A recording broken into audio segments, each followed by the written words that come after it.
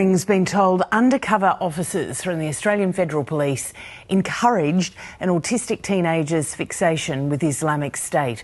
The 13-year-old was arrested on terrorism charges before a Victorian Children's Court magistrate dismissed the case. Under questioning yesterday, the AFP Deputy Commissioner Ian McCartney defended how the case was handled.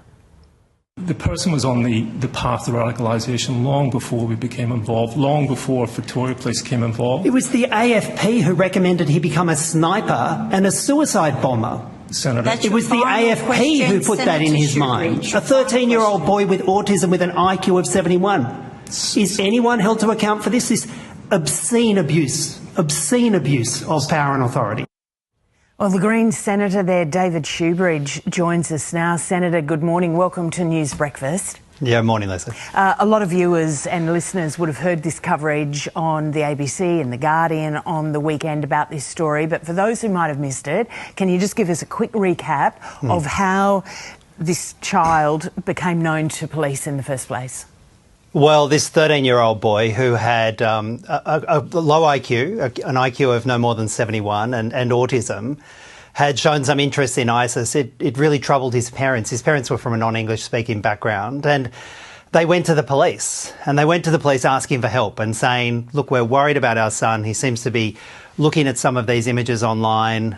We're concerned about some of the things he's saying. Can you help us? And initially, the police set up a counter-violent extremism, a CVE course, which is meant to be steering particularly young people away from any moves towards extremism.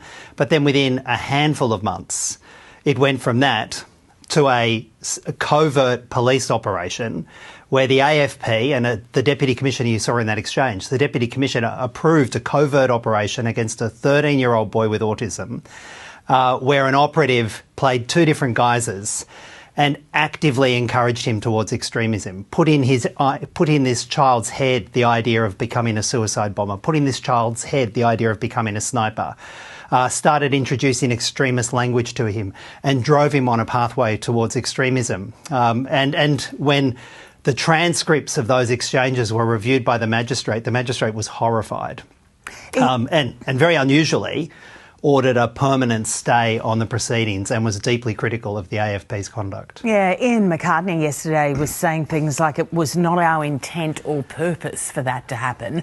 Was there anything out of yesterday's hearing that gave you any comfort?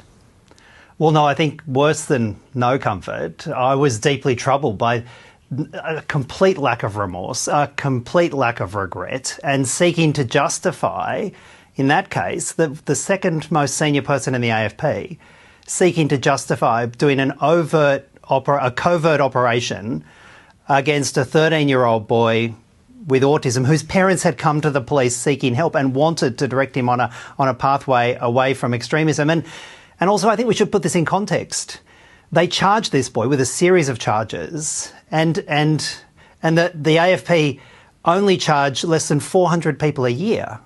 With their thousands and thousands of police and additional resources, they only charge less than 400 people a year, and they sought to justify that in the estimates hearing by saying they only go after high-value targets. And when I said to them, how could you identify a 13-year-old boy with autism whose parents were looking for help as a high-value target, we just got this sort of wall of indifference. Senator, the AFP put out a statement saying that they are going to appear at Senate estimates next week, where further information is going to be provided about this complex or the complex terrorism environment.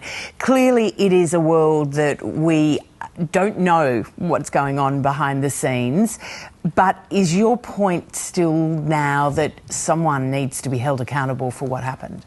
Well, absolutely. We had an AFP officer, instead of taking a child away from extremism, the magistrate found that what the AFP did was utterly destructive of the efforts of countering violent extremism, utterly destructive of the efforts that the family and a counsellor were making to take the child away from extremism. We had the AFP driving a child towards extremism.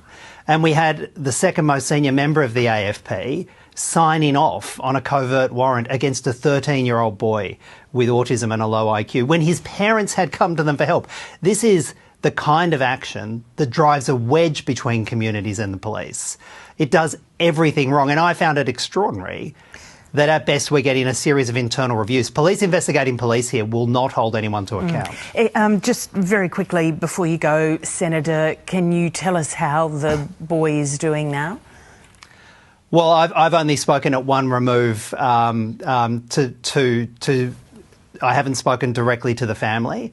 I've heard through the lawyers, indirectly through the lawyers, that obviously, you know, it's deeply upsetting and troubling, as any family would be upset and troubled by this.